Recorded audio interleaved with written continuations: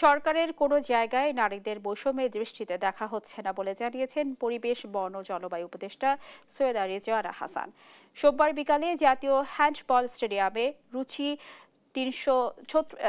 36তম জাতীয় নারী হ্যান্ডবল প্রতিযোগিতা 2025-এর পুরস্কার বিতরণ অনুষ্ঠানে একথা বলেন তিনি।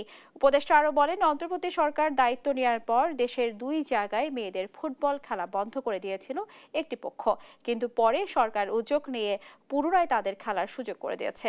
কর্মক্ষম ও দায়িত্বশীল নাগরিক হিসেবে গড়ে তুলতে খেলাধুলায় যে গুরুত্ব তা সরকার অনুধাবন করে বলেও জানান তিনি।